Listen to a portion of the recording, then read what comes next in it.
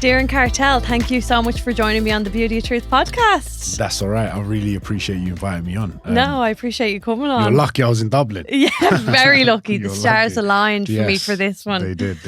And I have to say, I am a big fan of your content, and I just have to ask, were you always funny? I don't know. Oh, you know what it is? I think it's my cultural background. The humor is always there with my cultural background. Like my dad's like that. Okay. My uncles are like that. Yeah. It's always like a laugh to be around. Probably like the Irish, actually. Yeah. There's always a bit of crack in it. Yeah. A bit of crack. And I actually said something to you. I'm just thinking back now in email when we were emailing to organise this, and I said something like, yeah, brilliant, thanks so much, and I'll bring you for like a sneaky pint or something afterwards. Yes. And then I said to Dan, I was like, after I sent that, I was like, oh my God, is he going to get my humour? Is he going to think I'm like trying to bring him out? I'm like, no, it wasn't like that. No, you're good. I totally meant like, I was like, no, just like to entice you to come to Dublin. No, I get it. Don't worry, I get it. But I get that, because I wondered where you like were as a child, as a teenager growing up, or is it your chemistry with the guys that you work with and hang around with now that brings it out more? Nah. I think when you're with those people, yeah, of course it brings out potentially more of you, but I'm like that with everyone and anyone, really. Anywhere I do go, I am really myself, and I think I'm probably funny because I don't really care. Yeah. So I don't really think about what I say too much, which is great, but sometimes it does get me into trouble. So it can go both ways. But I think at school you had to be quick. My school, you had to be quick. Okay. In East London, like if you're from East London. If someone's cussing you and you're giving nothing back, you're getting bullied. Right, so you have to be quick. Okay. You have to be like that. Yeah. Isn't it funny though how that's serving you now? Because now you're creating content that some of it is actually quite serious, as in the message itself is quite serious, but you create it in a way where people, like, you just have to read a list of the comments and it's like, oh, it's mad. Yeah. It's people are, it's entertainment. Yeah. You know, that way. But I don't try to be though. Yeah. No, that's what I mean. Yeah, it's just, that's what I mean. Like, it has served you being brought up that way, that now in your career, you're able to send messages without it being like too serious. Yeah, too serious. I was about to try to say a fitness quote there. I'm not going to pretend like I know anything about that. Well, neither do I. Neither do I. So. And just for anyone who is listening, who doesn't know Diren Kartal, who is he? Honestly, I'm just a personal trainer, I guess, with some level of personality. Has a bit of fun, doesn't take myself too seriously. I'd like to think I give value. Just an online presence, I guess. A coach, full-time coach with a gym comedian. There you go. Gym comedian. Maybe we'll say need more of them. Gym comedian. Maybe let's say gym comedian and let's roll with that. Okay. I think we need definitely some of them in my gym. There's for no really? fucking Is gym it dry? comedians in my gym, no. Is it too serious? It's very serious, very. They better not hear this. They might hear this. Yeah, they probably will. Yeah. Now I'm on it. Yeah, exactly. They might hear it. I'm going to have all the fitness lads listening to this one. She meant it in a good... you probably get more fitness girls listening to probably. This. Probably. A bit of both, I think. 90%, 70%, I think 80% female following I've got. Is it? Yeah. No way. Yes. 80%. And are you single? Huh? And are you single? Yeah, I'm always single. You couldn't pick one out of the 80%. Even if I wasn't, I wouldn't tell anyone. Oh. Yeah, I would never talk about it. Would you not? Nah. Because you were so open. You very, very openly talked about walking away from a near marriage. Back in the day, yeah. But I would never ever talk about it. No, never. No. Yeah, you've created a boundary. Yeah, because I think some things need to be kept private in your life, man. Yeah. And not in a way that's you don't want to harm anything that you care about. And I learned that over the years. So when I do have someone like that in my life, I just won't say it. Okay. I just won't say it. No one will know about it. I'll just pop a baby out one day. I'll be like, yep. Well, I'll be like, where did that come from? Yeah. And then, because I do think it's weird when people get too obsessed about other people's relationship. And I always think, like, when you're so obsessed about other people's relationship, you're just a fucking loser. Yeah. And you're either not in one or your own is in ruins. You just pay more attention to your life than paying attention to who someone else is with. I think is actually crazy. I don't understand the concepts of it. No, because even when you think of like celebrities and how we all get like really, really obsessed with like who Kim K is dating. No, I actually don't follow the Kardashians. I'm not a everyone who listens to this podcast knows that I'm not a Kardashian follower. Oh, okay, yeah. But people get like the world lost its mind when she was with Pete Davidson, and I was like, I don't know why anyone gives a shit. But anyway, but I do think it's an interesting subject. How, because I've heard you talk on other podcasts about how you're allowed to change your opinion, you're allowed to change your ways, and that's part of growth. And I think it's interesting that you've mentioned that kind of boundary that you've created, because I only had this conversation with a friend yesterday. I'm 31 now in next week, and same Botox age. help me. We're same age. Oh, you're 31 as well. 31, oh, right, okay. So maybe it's like that age, that wholesome wisdom age. Yeah. But where before I would have like kind of like been very hard on my sleeve and just like said whatever was on my mind, told everyone, I suppose, all my business.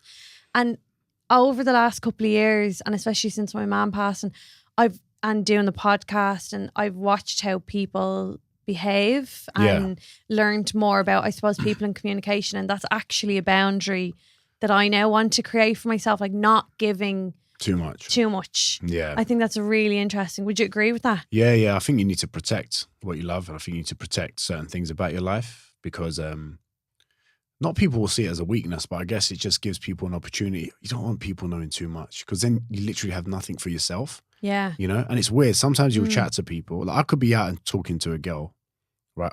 I could be in a relationship and I could be out talking to a girl. And I could have just very normal intentions. Nothing like, I don't want to shag her or anything. Maybe she wants to or whatever, but she wants to talk to me. And maybe she wants to talk to me in a way without feeling a type of way. And if I turn around and go, yeah, I've got a girlfriend, it's weird. It creates this weird fucking wall. Yeah. And then it's just like, this is like, we're just having a conversation. Why did you all of a sudden change?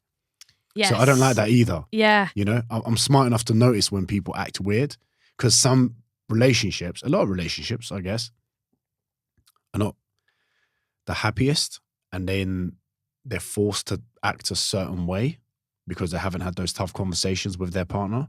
So therefore, when they are out, they walk around like they're either fucking owned by someone else, or they feel like every fucking thing is cheating, like liking a fucking photo or some shit like that. Do you know what I mean? Oh, 100%. So then you're just like, oh, I can't deal with this. And I also think because we're the same age, our generation like grew up on relationships where if you're, you liked that person's photo, like what the fuck? Yeah. Like, or, you know, like whatever, you know, I mean. It's a bit mad. Yeah. And I think you have to be really, really comfortable in your own relationship in order to have a relationship with a male or female counterpart. Does that make sense? Yeah. Like you've got, like, do you know what I mean? If you're talking to someone and it's not great back at home, and then they're talking to you or something and they're like, oh, do you know what I mean? Yeah, no, I do. But I think it's also like, when I do get into that relationship, when I do find someone, it needs to be someone that doesn't like the attention for me. Interesting. Yeah. You seem to really know what you want in a relationship. Yeah. You're quite decisive, aren't you? Like, what are the things that you need to have? Are you all listening? Get your when you experience some crazies, you know what you want. Very true. Very true. Isn't it? And the only way you know those things is if you date, innit? When you've got, you know, the women who are like, I'll find you. You know, you're one of wedding crashers. Stop. So like, kind of done all that madness. So like, you kind of see. It's easy to see through people when you like have experienced a lot of things in your life. Do you know what I mean? Yes. So like, then it's absolutely. And you know, as you get older, you know more of what you want. Yeah. It's just like anything, whether it's work, relationships, family, whatever. You just know more of what you want. Yes. I'm just one that has a big mouth and just really says it. I could literally chat to someone, and if I have no interest, I'll be like, I'm done. See you later. I won't be rude, but I'll be like, I can't do this. Yeah. I'll be bullshitting you if I said I'm interested. And yeah, so if he walks out now, he's not interested. Yeah, cheers. But in terms of, you are also really, really open about speaking about the roles of like male and female counterparts. Yeah. And a little part of me... You Andrew Tating me, bruv. Yeah, I'm Andrew Tating you now. No. So I suppose, and this might be controversial on my side, but I've listened to you be interviewed by female counterparts where I felt like as I was listening, they wouldn't fully let the cat out of the bag. Like, yeah. you know, and I don't want this conversation to be like that. No. What do you feel is the role of male and female? Depends who it is. Depends on the type of relationship. Depends on the individual. Like, a lot of time, Yeah, you. I want to be the fucking provider. I want to provide. I want to do everything for my family. I want to make sure I'm there. I want to make sure they feel safe when I'm around. I want to be that person. I feel like I am that person already. So that's me. But that's my life. And no one can really tell me what to do and how to live like that, you know? No. It's just an interesting topic because do you mean provider in terms of then that your partner stays at home? No. Provide completely? What do you mean? No, they can do anything that they want. But like, I would like to think if they didn't want to, then we're good enough that I've got you guys. Okay. You know, because then there is a time when, listen, when women have kids, you fall behind on career. It's very natural. Yeah. This is like a weird concept that people find it weird to talk about, but I've noticed. Yeah, that's why I want to talk about it. Yeah, that's exactly what I meant. They're like, no. What do you mean? I'm like, well, hold on a second.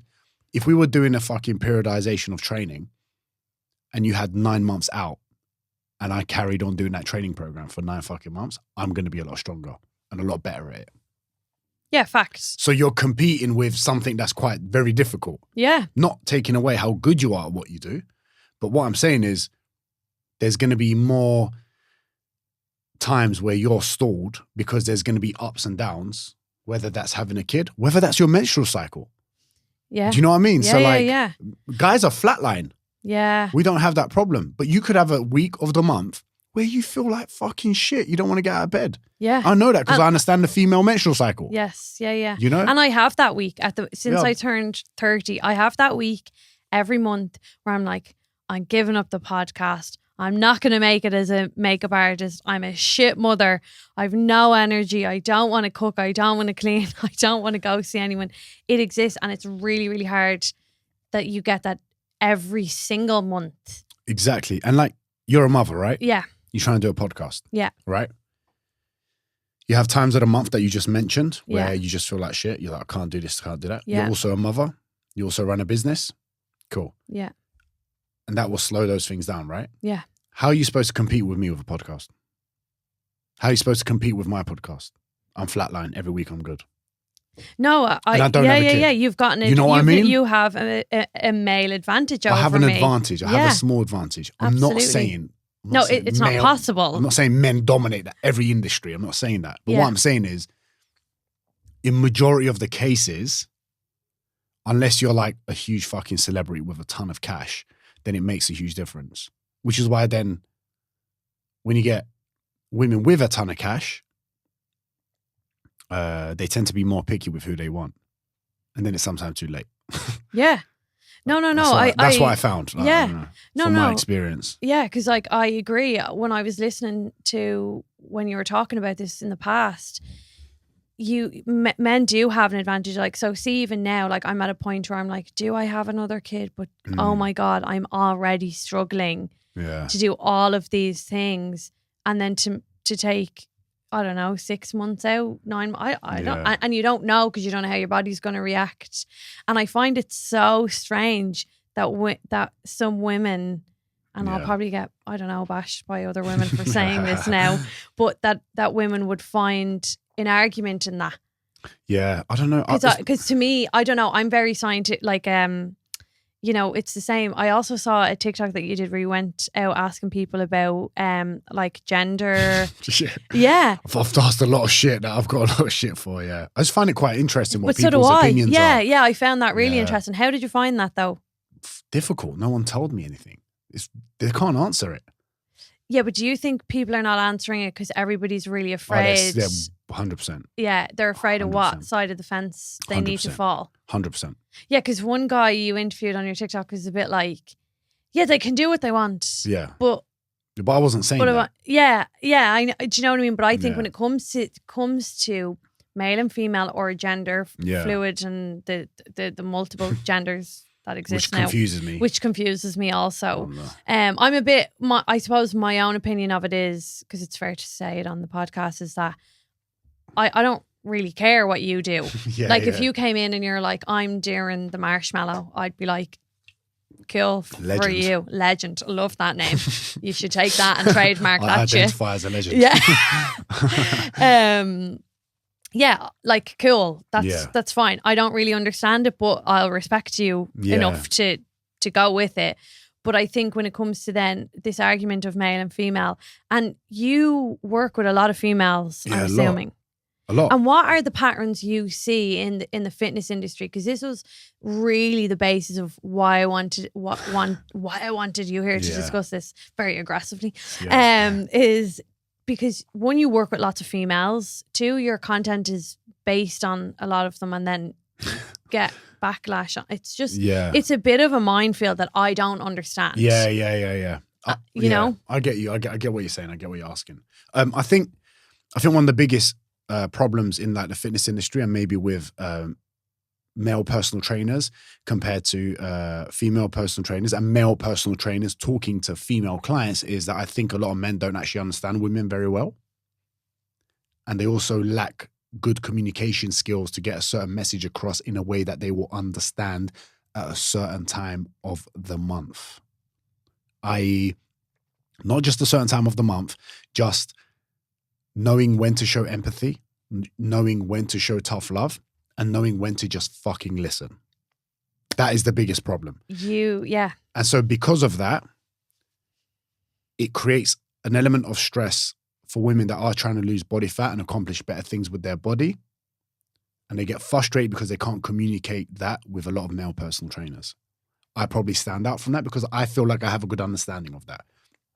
Am I the best? Am I the best at it? No. Am I still learning? 1000%. I learn every day from that.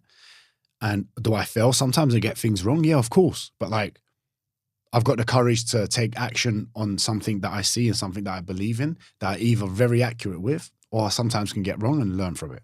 But I think the biggest mistake is that in the fitness industry, they don't understand how female physiology is very different to male and how lucky men are. We're so flatline, we're so lucky. Just like eat protein, bang weights, you're good, bro. Do you know what I mean? So like, whereas women can be very complex, not just as a hormonal profile, but as well as, which then affects personality and whatnot, depending on where they are at that month or whatever it is. But I think there's a lot of things, there's a lot of layers to it. But a lot of the things, I think, why I probably get a lot of female, why I get a lot of women clients is probably that they see that I understand them quite well. And I don't say it I don't think I say it in a weird, cringy or creepy way, the way I talk to women. And I think women can actually tell that I'm good with women because that's why they probably feel comfortable around me when I'm speaking about that sort of stuff. Does that make sense? Yeah, it does. Some guys are just creepy. No, yeah. You know, they're just like, they don't know how to talk about it. Yeah. Like, you know, I would happily, in front of like 100 of my clients, be like, yo, Steph, is it that time of the month? And you'd be like, she's like, oh, fuck's sake, yes, like, but in a way that's like, they're like family to me, you know? Yeah. But I build a relationship and rapport before I get to that level. Yeah, of course. I don't you don't go, hi, nice to meet you, first day, period. Yeah, No? I don't go straight for the fucking jugular. Do you know what I mean? Like you build that. Yeah, you build absolutely. That. Do you know what I mean? Because I've actually been on the other side of that fence where I've had PTs over the years and years and years. Yeah. Looked fantastic before I had my child and then just haven't gotten back there yet. Should join my program. Yeah. Waiting to see the before and after.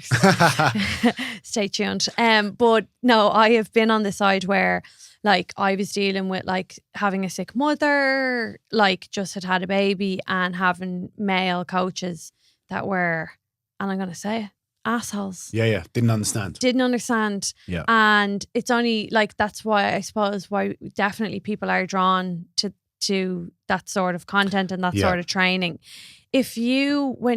So you're also really known for like calling people out. Yeah. Is that part of like what frustrates you the most about your industry? That people are so fucking stupid. They're so stupid. People are so dumb sometimes. Like the fact that like when someone watches, like, okay, I like to think that I think deeper into something of why someone is acting a certain way or why this is happening, right? Okay. Instead of just seeing whatever it is, then I see like when I'm calling out something, it's because I generally hate it or generally care about the message that it gives, which is either a negative one or a really positive one, which is why I call it out. I'm never really doing a personal attack. I show the people, but the attack I'm doing is on the message. It's not on the person. On the person, yeah. If I attack the message and get rid of that message, it's going to help thousands of people.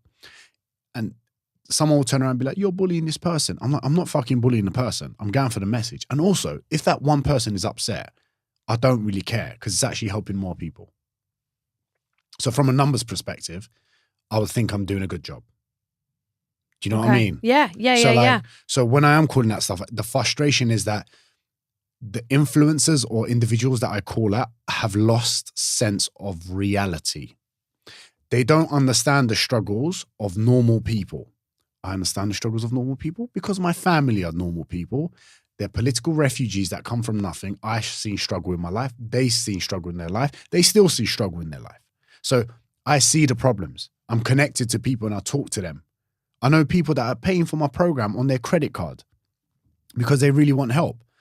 So if I'm seeing people like that with no money, and you know what the things are like in England at the minute, there's a bit of a, like the economy's not great. And same here. Do you know what I mean? Yeah, so we're like, all broke. So if you're seeing someone that's broke, someone that's weak, someone that needs help, giving money to the wrong person that's going to take advantage of them, I'm like, nah, fuck you, bro. I'm not going to let that happen. Not in my scene. It's my fucking jungle. What? It's not it's like me and the man them are not allowing that. You know? So like, it's not going to happen. And I think it's just right for people to stand up to like, what's right? People will be like, why does that affect you? Why do you care so much? I'm like, bro, I care because I think I'm good at what I do. I give a good service and I give good value. So if someone is trying to come and take over with some stupid shit, I'm going to be vocal about it. Yeah, fair. What? Yeah, because I read some comments and some people were like, you'd called somebody out again. I don't know the names of fitness people, so I'm not going to pretend like I do. Grant, so I'm in good company then. I don't know. Yeah, because, some people were like, you're attacking him. And I was like, yeah, but him is selling the geezer. Yeah. Oh, him. I don't know him. He messaged me after. He was cool about it, but like everyone was like, I don't know. I just found it really weird that a bloke fucking did it. I was just like, yeah, because I think actually the main point there is that people lose sense of reality in that world. There's so much money coming in for if you sell this, if you sell that, because it's the same. It is actually the same in makeup. Yeah. It's the same in makeup where someone is like, you know, like I'm using this foundation and it's the best foundation. And I'm like, no, sorry, you're trying to tell me that brides are paying 500 quid and you're using Flowmar from Pennies. Ass my arse. Yeah. Are you using that? Yeah. Do you know what I mean? But I couldn't carry off what you carry off, Diren, and you know, rip them all to shreds.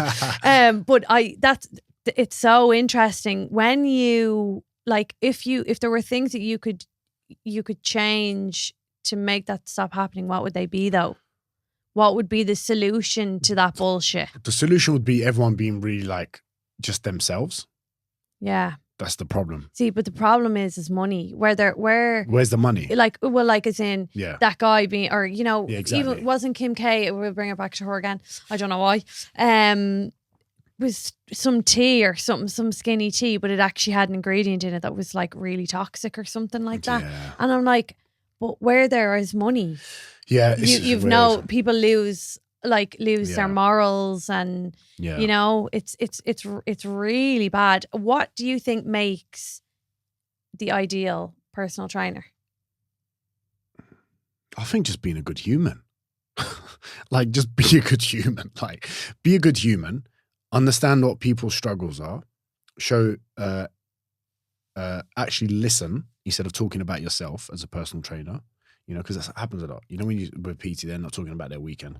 I know, because I've done it before. I've done it before. I was very aware of it, and I've told them that. I said, sorry, I know I'm talking about myself, but I've had a shit fucking week. And they're like, cool, dude, that's fair enough. You listen to my shit all the time. Like, yeah, but that's good communication. Yeah, it's but like, different. And actually caring.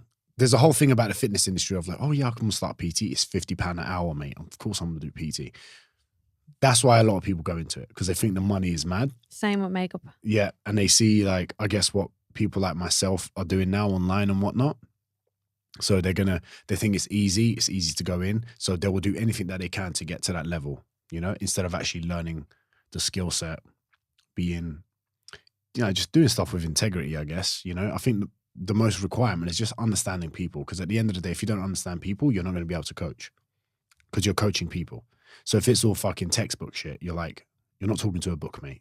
You're talking to humans who are complex in many ways. Human behavior is, every person has different behaviors and different habits and whatnot. You got to be able to be smart enough to, you know, find a way to help unlock something for someone, you know? But how do you do that online? Okay. You need to find a good way to communicate with your clients, whether that's calls, whether that's community meetups, whether that's specific systems, questions, which is why it's important to know and ask what questions to your clients. Do you know what I mean? Okay. Like, there's been times where I've figured out a lot of stuff through my Zoom calls where I've seen someone that's usually quite, you know, more jolly, whatever. But this time I'm like, looking, their body language is a bit different. Yo, what's going on? You good? Message him after. Hey, Diren, how did you know? You can just tell. Only if you look at what's happening. But most people don't care enough to actually look into what's happening. Yeah, because it's like next. Yeah. I know that me coming on this podcast, I know you appreciate it. Absolutely. I know you appreciate it. And I can see that. And that appreciation for me is like, yeah, wicked, I'm going to give it my all, whatever. Do you know what I mean? I can see that. If I thought you weren't like that, I wouldn't give you nothing. Do you know what I mean? Yeah. And people don't read into that. And you'd probably think the same about me. You'd be like, Diren maybe didn't have to do this. But you know what? If anyone says anything about Diren, I'll be like, you know what? He was a nice guy to me. I don't know what, yes. You know? Yeah, so like, I it's know just what you mean. looking into things a little bit more and actually showing care and to where people put effort. And I feel like now with society and everything that's happening, like people are just losing connection. They don't do what's right. Everything is for what you can get out of it. So it just becomes like this weird fucking scenario where like who you meet and what they talk about is like not actually them. Yes. So, and I think that's like the main thing of just be you, be a good human and stop. It's important to not get caught up in this weird fucking rat race. Everyone's trying to be, you know, fucking, everyone wants a Lambo. Everyone wants to be an entrepreneur. Everyone wants a podcast. Everyone wants podcasts. Yeah. And if you want one, come to Primal. Yeah. You know, so whatever it is, everyone's just, there is at the moment, isn't there? And I don't know if it's like if it's 25 to 30, you know, to 35-year-olds, but everyone around me just seems to be on this like go, trying to get, this is how my thought process went the other day. And I actually had to stop myself and go, this is crazy. I got home on yesterday and it was Friday and I was like, I'm exhausted from the week. I've done a shitload of weddings, shitload of trials. I was prepping for this. I have a 4-year-old who's nuts. Like I have a house to run as well. And I was like, and this is the way my thought process. I was cooking dinner and I was like, right, oh my God. So I remember hearing this on this podcast that if you don't stay up, this is actually went through my head. It's not my thought though. It's what do they call them? You know, intrusive thoughts. Yeah. Where it was like, remember listening on this podcast that if I stay up till 2 a.m, like I'll make it. Like it'll all come together because you got to work till 2 a.m. for it to happen. And then I heard in another podcast that if I don't get my right amount of sleep, well, I won't have good cognitive brain function. And I actually was like, oh my God, too much. And I was like, do you know what I'm going to do? The task that's in front of me. Yes. I just got to cook this dinner. Yeah. And then I just got to get my kid to bed. And then after that, we'll see what happens. Yeah. But what I'm trying to say is I think it is great that there's so much information. It is great that there's so many, you know, there's so many health and fitness people and makeup artists and all, you know, we're all in it together. But sometimes it's too much for people. Yeah. And I think that's actually, to give you some feedback, is what connects people to you and the likes of James, where it's very straight line talk. There's no like, if you do this, you could get this. It's like, no, don't waste your time. Like I saw that video you did of like all the machines that like, you're like, don't waste your time on this machine. Don't waste your time on that machine. So I was like, okay, then that's straight. I know what I'm taking from that. Does that make sense? Because I feel like I'm trying to uncomplicate a very complicated scenario that I feel like a lot of people are in at the minute. This exactly that rat race to get to the top quick and fast. I think there's like whatever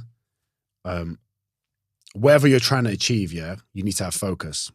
Whether that's a training program, whether that's your work, whether that's your relationship, whatever it is. If you don't have the ability to be able to focus on one thing at a time, then it's going to be very hard for you to complete something with good quality and good value. I've struggled with this, and I still have to check. I still have to check myself. Be like, Diren, stop that. Do this. The moment you can have control of your focus is the moment that you can actually succeed with anything you put your mind to, basically. Whether it's you doing a training program or whatnot, or whether it's you putting it to a business. But if at one time you're trying to do 4 tasks in one go, then your focus and your energy and your attention is going to go to the wrong places where you're not ever going to be able to complete anything properly, which is why it's so important to focus on one thing at a time.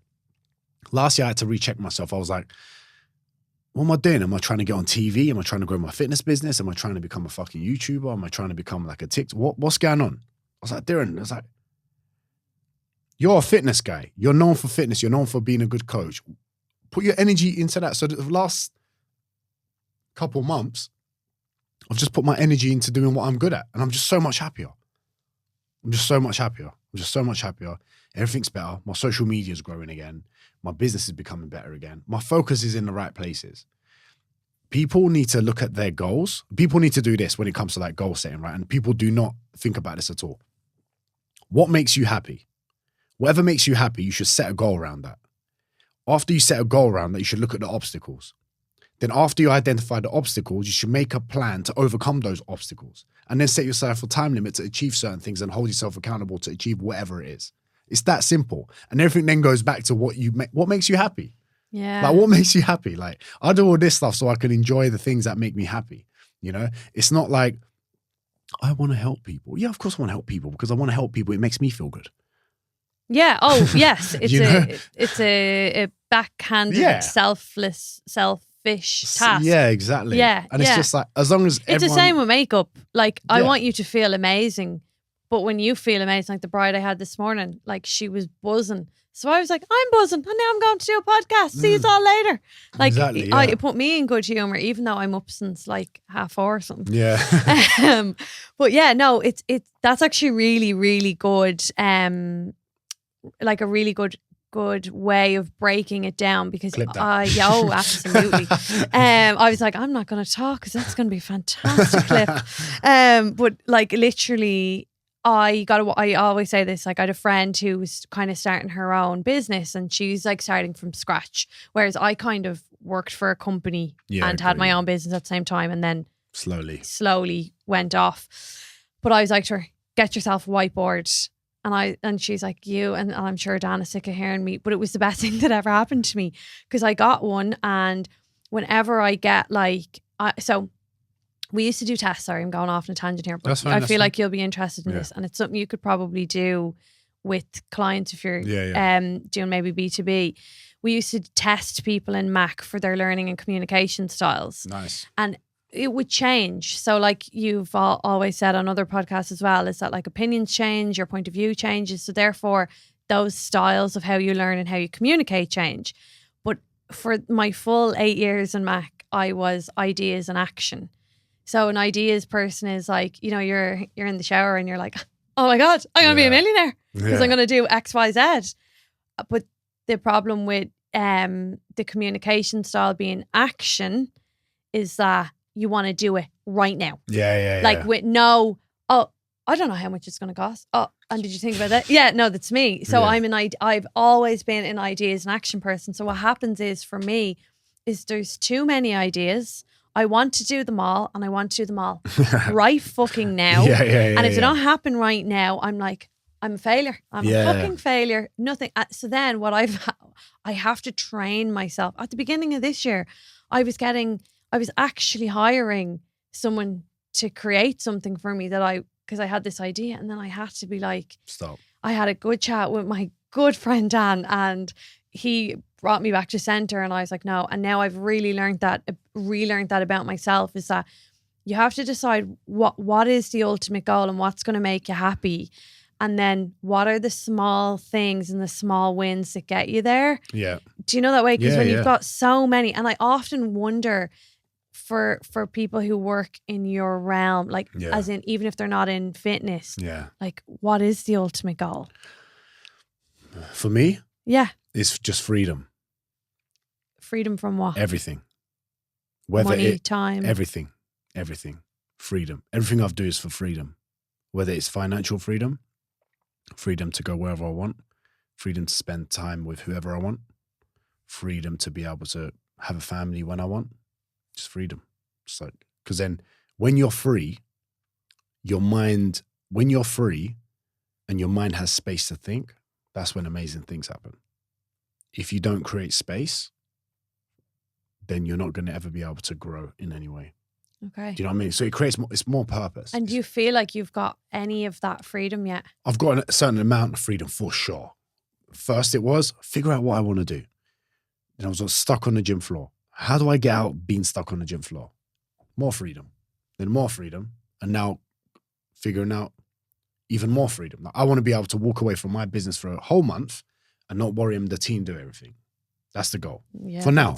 And then there's going to be another step after that. You know? Yeah. And it's never ending. But that's what I mean. Those little wins, rather than like, I'm like, big goal. Yeah. You know, and it's too overwhelming. No, you would want something else after that. Yeah. You'd want something else after that. To be honest, I think the ultimate goal for, I don't know, not everyone, but for me is like, having a family and stuff. Because like, it's the one thing you can't actually,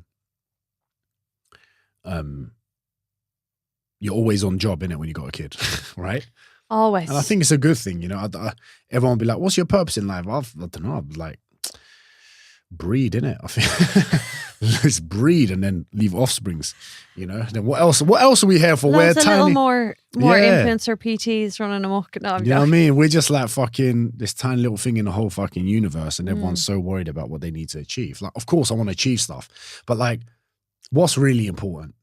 Do you know what I mean? And like, well, for me, because I have a 4-year-old, when you say freedom, for me is like the freedom that I'll never want to give up work. If I became a millionaire tomorrow, I want to do makeup, but I've then the freedom to do the makeup that I want to do. Yeah. And that's where, because you know, some people are like, when people are like, you wouldn't still work. I'm like, no, I would, but I would do the work that I want to do.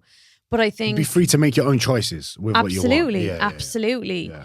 And do you believe that it is everyone's sole purpose to breathe, or?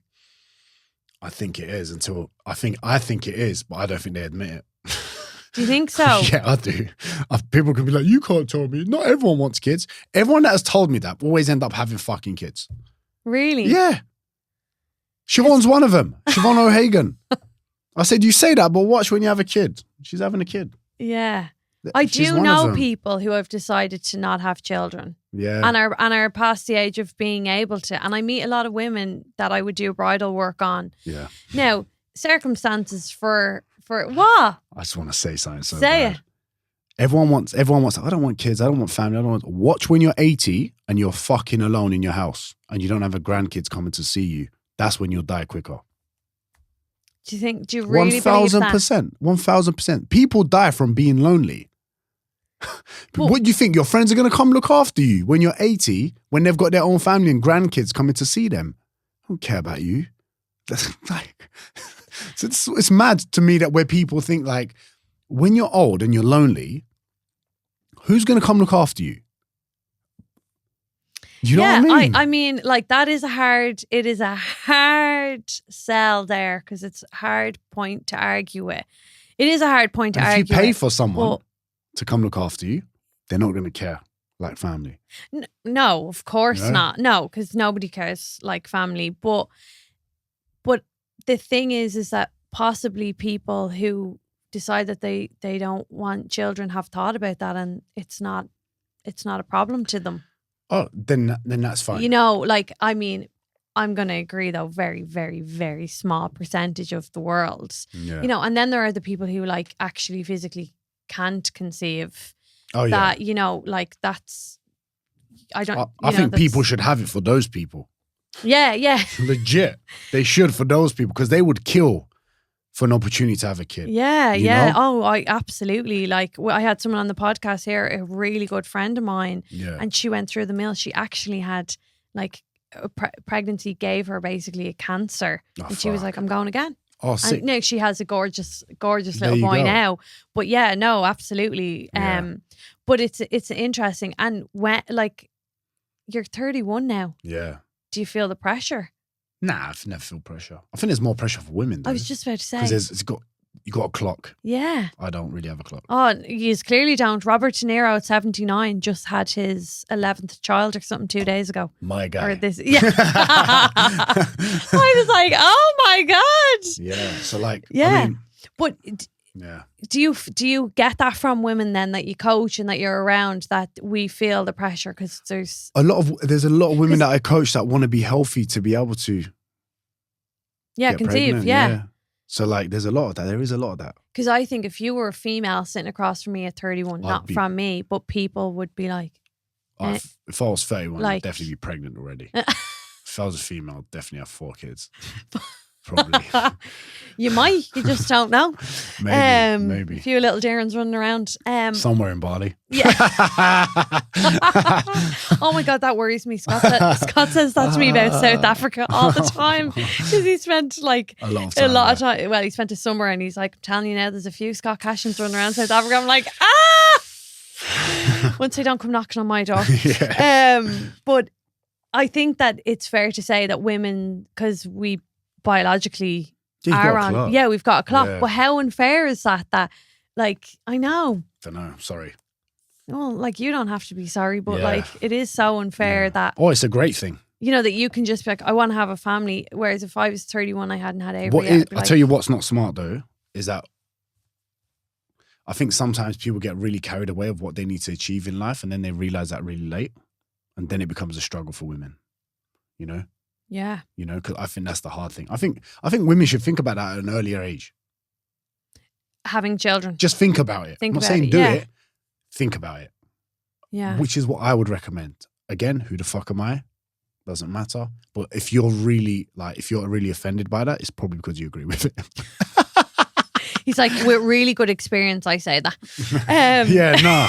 But like how many times have you met a friend? Like, how many times have you had a girl, where she's like, yeah, I would have a kid with the right guy, with the right person.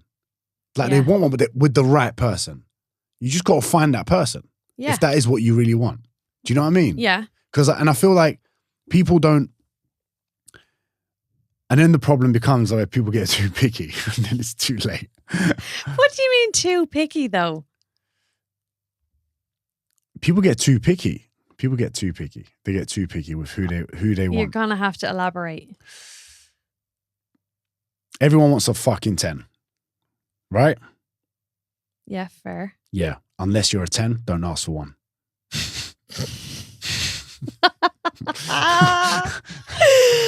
Oh, shots fired. So Not shots fired, but like, do you know? No, I know. Do you know look, what I mean? Look, I know what I mean. This is something, right? My dad, this is terrible. And I can't believe I'm actually going to say Man, this that out is loud, real. right? This is But real. my dad says to me, he said this to me one day. He goes, do you know something? How do ugly people find ugly people? And I was like, oh my God, Dad, I can't believe you just said that. Your dad's funny. I know. Well, I like to think I get my humor from him. But I was like, Dad. And we were like sitting having a coffee, It's like mad. in He's the just main said street what in people are Swords. thinking. He said it. And I was like, you know, looking around me like, did anyone hear that? I was like, I'll never work another day in this town, Dad. Question though.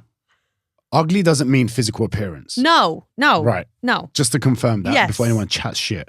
It's because there's an energy. There's an ugly energy. There's an ugly energy where you just don't want to fucking be around someone. Yeah. And that is usually because that person isn't even in a happy place, or they just choose a very miserable fucking life. Yes. Right? And that power is in their hands. Yeah. That power is in their hands. So when I say ugly, if I say ugly, it's for that reason. And I'm sure your dad's probably the same. Yeah, well, he just thinks also he's hilarious. So he's just being funny. And but I bet there's an element of truth to it where like, not ugly with how they look, but just like you're smile, miserable and you're miserable. How did you two meet? Like, and my dad was like, there's an app for everything. So I'm sure there's an app. And I was like, funny. I was literally sitting in the coffee shop sweating. I was like, I'll never work a day. That's funny. Like, I like old school. I like old school. I like old school as well. And I like it. I find, right, so I grew up in a house where like we tore each other to shreds. Like even now, like, you know, and my dad, he doesn't listen to podcasts, so we probably won't hear this, but like he's even, you know, he's gone through a little bit of a tough time at the minute. And I'm like, right, Dad, come here. Are we like nearly over this phase? You know, like, and that's how we talk to one another. We're just like, even I did the episode before this was with my sister about my mom passing. Oh shit, yeah. But there are elements of humor in it because that's how we were brought up, though. Like we were brought up that way. Everything is a slag, everything is a joke, and that's why I struggle now listening to podcasts sometimes. Where, you know, when you're hearing a conversation, you're like, you're not saying it fully, though. Yeah, you're not. You're not saying it fully, and you're not saying it fully because the world has become really fucking sensitive. And don't get me wrong, there are things that need to be sensitive. I'm not unaware of that. But there are some things that, like, are we not allowed to joke? Like, someone said to me, a neighbour said to me the other day, we were having a few drinks, and us and the other couple, and they said, you know, they don't make comedies the way they used to anymore. Oh yeah. Right? And I was like, what do you mean? And she's like, well, like, think about it. If they made like Little Britain, when Little Britain used to take the if you made piss that out now, the woman with the curry. Yeah. Like, that was fucking funny. But that's what I'm saying. But it is funny. Yeah. But we're not like, but like, you could be cancelled now, Diren, because you found Little Britain funny. I actually, like, I got, you know, Paul Lima, big black Irish friend. It's funny as fuck. Anyway, very funny. Very funny. So like, I make African jokes with him. Yeah. And he makes fucking Turkish jokes with me. Yeah. All right. Every time he drives past the fucking kebab shop, he sends me a video. He's like, your uncle's doing this or something. All right. So like some dumb shit. Yeah. Right. Yeah. That's funny. He's not racist. No. Neither am I. I think the people that can't joke like that or be like that around their close friends are actually the racist ones. Yeah. I know. Yeah. Legit. I know what you mean. I always like, I think you're actually like, your energy around this topic is too uncomfortable. Yes. Yeah. So like, this says something to me, bro. I feel like you're kind of racist, you know? You're like, you know what I mean? So like, I pick up that energy. And this happened to me once when I was living in Australia. I was living in a place called Blacktown. It's called Blacktown. Majority of people, guess what? Are black. Fucking black. It's mad. Okay. It's mad.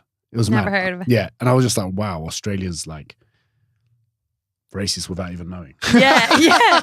But it's mad. And then I was cool with all the black boys in it. There was all like Nigerians and Ghanaians and stuff. I was raised with like a lot of them in East London.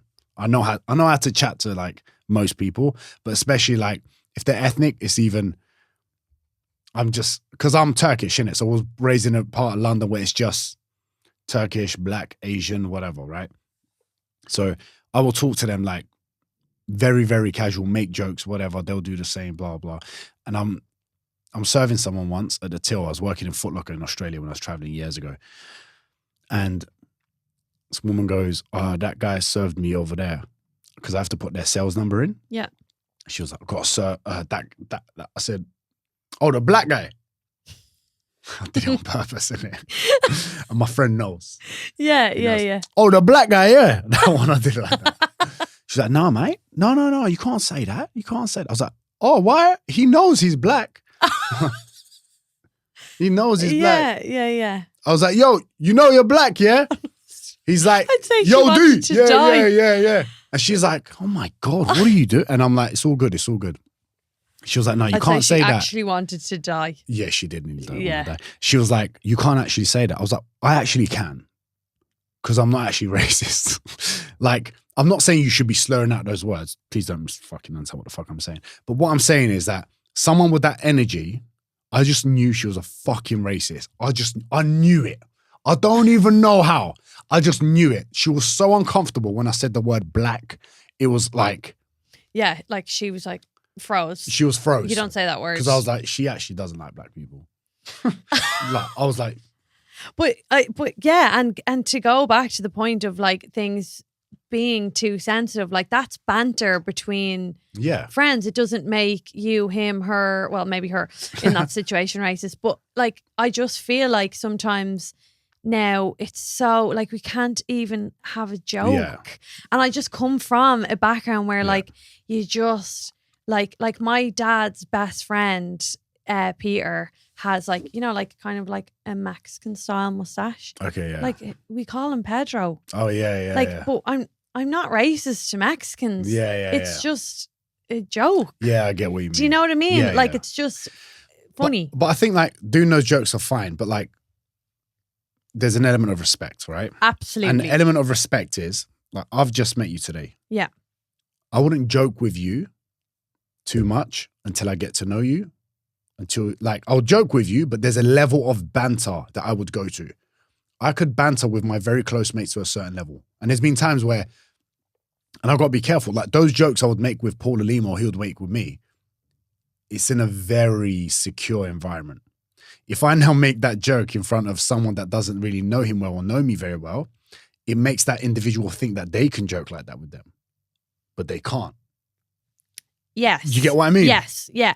Yeah. And I actually, the very, very first episode of this podcast was with my friend Elaine Cruz, and it was kind of around the time of Black Lives Matter, and we were discussing like her, I suppose, growing up in Ireland, Irish but black. Oh, she black, and, yeah. And we were talking about, you know, Alima's the same, yeah. Yeah, the kind of I suppose, those lines. And that's what I mean. Yeah. Some things are sensitive and like some things are about respect, but some things are just funny.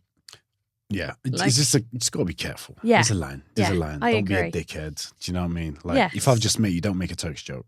No, well, Do you know what I mean? Not you, but like, just in no, general. but like, no, I wouldn't. Yeah. But like, that's some people insane. are dumb. Yeah. Some people are just fucking dumb and they would. Yeah. And you're like, well, I don't know you like that, bro. Relax. Yeah. Oh, stop. We got off we brought my dad to an Arsenal game back in February in London, and literally he hadn't been in the UK in years. And we got out of the train station on the first traffic light thing. It said, no blacks, no dogs, and no Irish. And my dad was like, for fuck's sake. Shut up. Where did it say that? It had a picture. I have it on my phone. No way. Yeah, it had a picture. In Arsenal? Not up at Arsenal. So we got out at, where did we stay? It wasn't Paddington.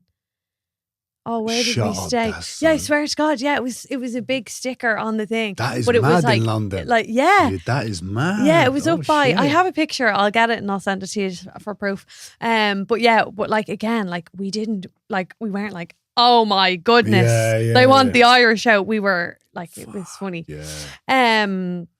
But on actually being Turkish, you went to Turkey after the earthquake. And this was definitely a topic that I wanted to discuss today, because actually I've learned so much about, I suppose, the relief efforts and what actually happens and what's in place now. Just from that earthquake, I know there's been loads all over the world, obviously, in my lifetime, but I suppose I was probably a bit ignorant. I don't mean ignorant purposely, but just culturally. You got your own shit happening. It's not like you got like, it sounds weird, but like anyone that was, sorry, I was like, it's fine, bro. You got your own like. Yeah, but still, I think it's hit important. home for me because it was home. Yeah.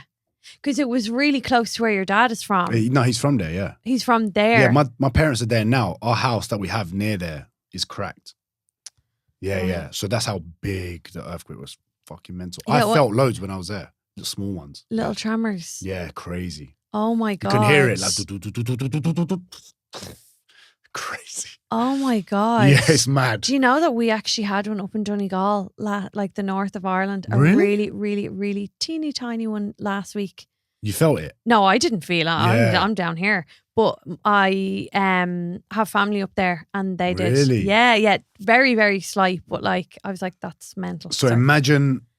Yeah, because it was 11 miles down, which is not that low. Yes. And you're talking about,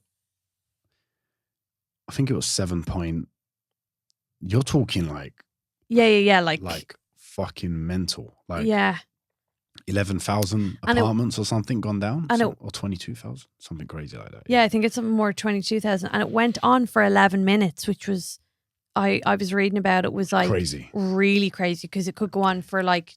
It hit once in the morning at like 3 a.m. or something, because I remember talking to the locals. 4:30 in the morning or something like that. And then it hit again, and when it hit again, it hit crazy. It hit crazy. And that is, the second one took everything out. Jeez. The second one wiped everything out. And what made you, for other than obvious reasons of it being home, like what made you like pack up your shit and go? I was walking in London with a coffee in my hand and I was on my way to the gym. And I felt this weird level of guilt, like living my perfect fucking life.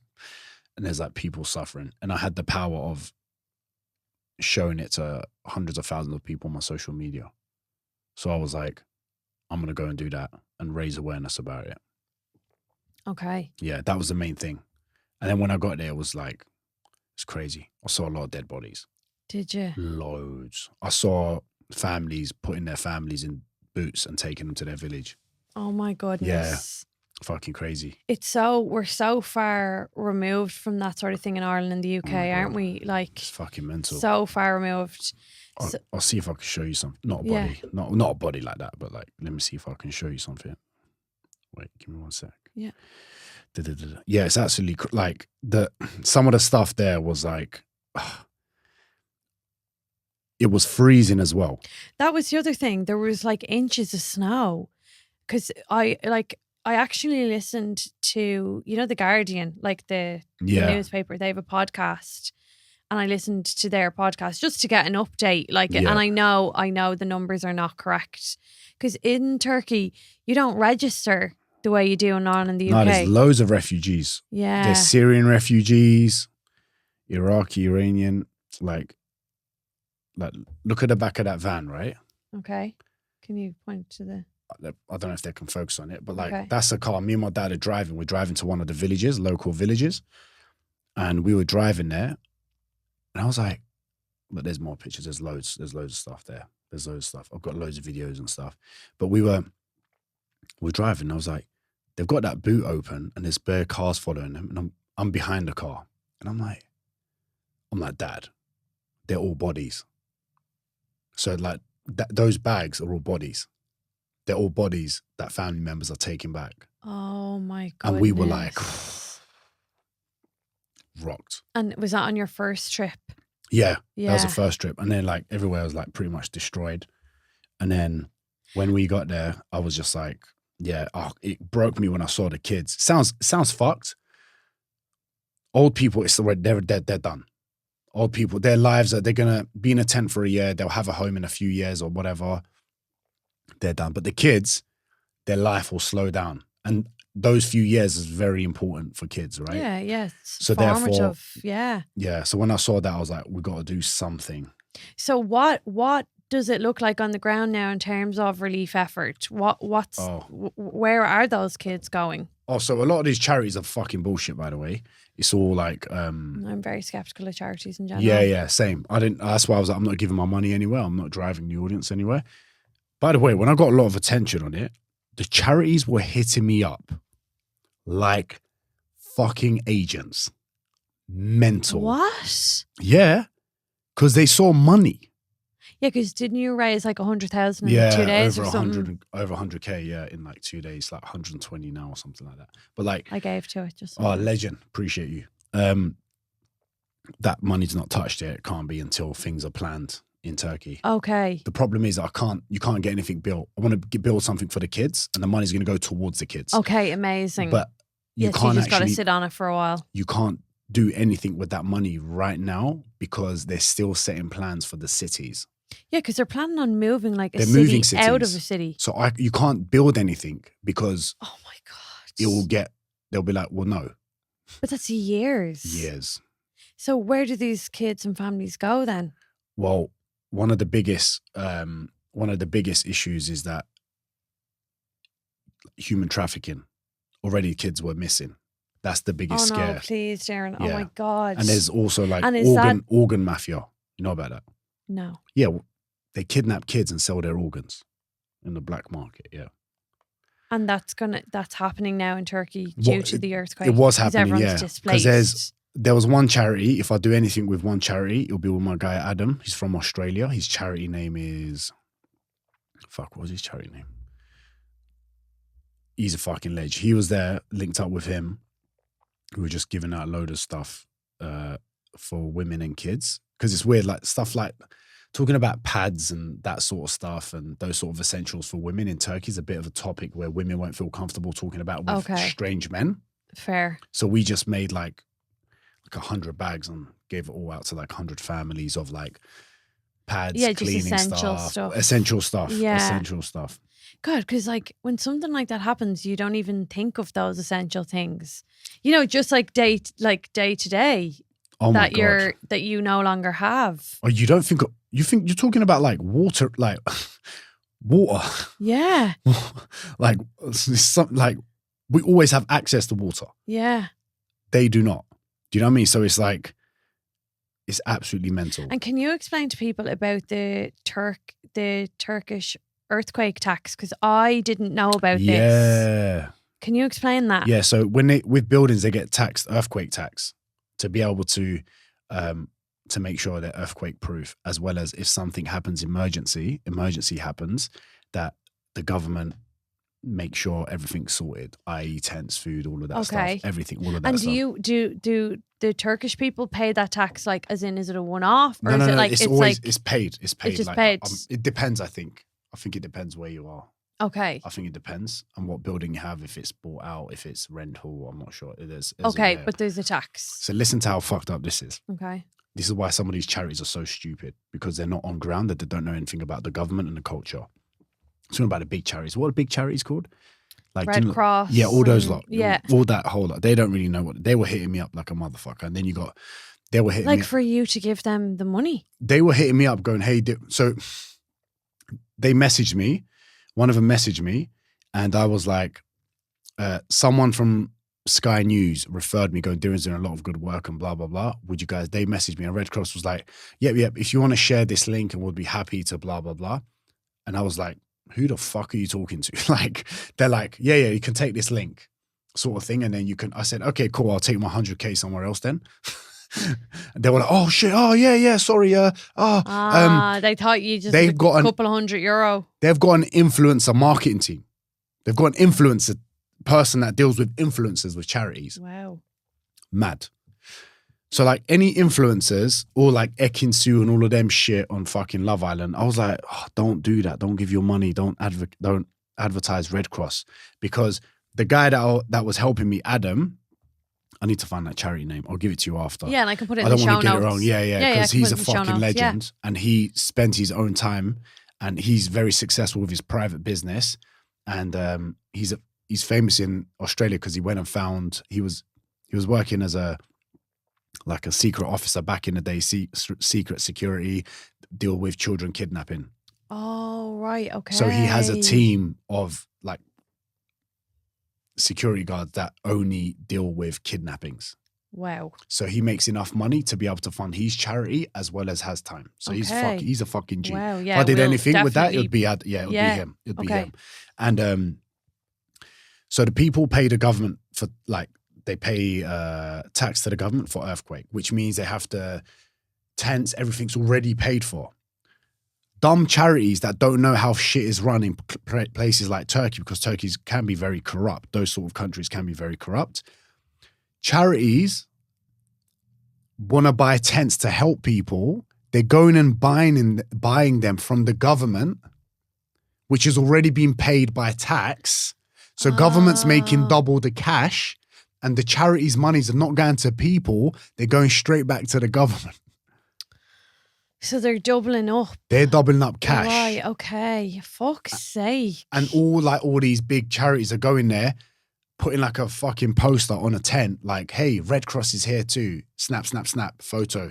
One of their big dogs flies in, takes a load of photos, a few pictures with kids, back out to America, wherever the fuck they're from. Like, mad. So all these big charities are like that, yeah. Because they don't know where the money goes. Was there like charities? Yeah. Oh, there were some charities there, but like they all wanted, I didn't want to engage with them. I didn't want to engage. And I kind of explained, I kind of said it how it is. I said, guys, don't give your money to any of these people. If you give your money to me, I'm directly going to give it to like kids. Okay. And I still haven't touched that. All the money that I've used and all the shit that I did was my own money. Yeah, you didn't take I have from not took anything. Yeah. Anything. Yeah. I'm not touching anything until there's a certain plan. Yeah, because that is terrifying that they have to move like an entire city somewhere else because those kids are going to grow up in a tent.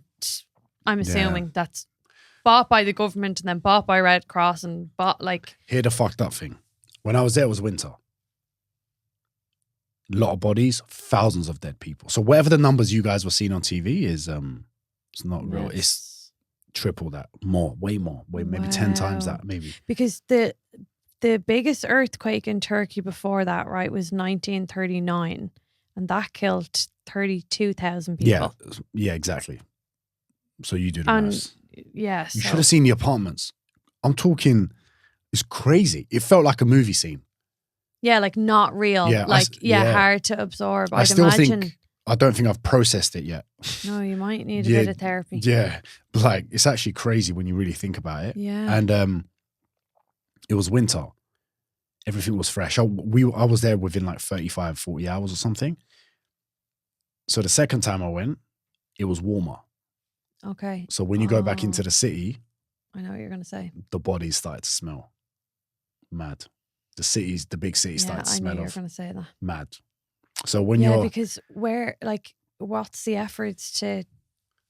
You can't clean up, yeah. It's can't too much. Rubble, yeah. It's hard. Oh my God. It's crazy. So listen, if you're in a safe place and you got a roof over your head, like your life ain't too bad. So I know. You know, sometimes perspective. Mad. Yeah. So when I came back home to London and I was on a flight home and I was just like in an airport, I was like still dirty as fuck. I was like, me and my dad slept in a car for like 4 or 5 days. It's fucking freezing. Nowhere to go to the toilet, really. Like just doing what you can, wherever. Oh my God. Yeah, mad. And then landing back in London, going on with you, and I was just like, yeah. I was like, wow, I really shouldn't complain about anything ever. I know. It's pretty mad. I kind of, it's not the same thing, but when you've someone who's really sick in your life, it's just perspective. Of course. It doesn't really matter where you get it from, but I think it's really important that people get it from somewhere. 100%. Yeah, absolutely. So Diren, what's next for you? Have a Guinness in Dublin. Nice one. I don't know. I like going into the unknown. I just want to grow my business, create freedom, build a big team, keep building my communities, really take things up business and fitness wise, and really build an even more solid base of kind of who I am in the fitness industry. I think you should create a program for PTs on how to communicate, like just that. Yeah, I could do. You should do that. I could do in the future. When you make millions on that, you just remember you got that from Robin Byrne. I will. Dublin. I will. Primal Studios. I will. The check. I'll send you the address. You send me the address. And then I'll send you the invoice for this podcast. Yeah. I wanna do that a bit later. Okay. So when a PT asks me what have you achieved, I'll say this, motherfucker.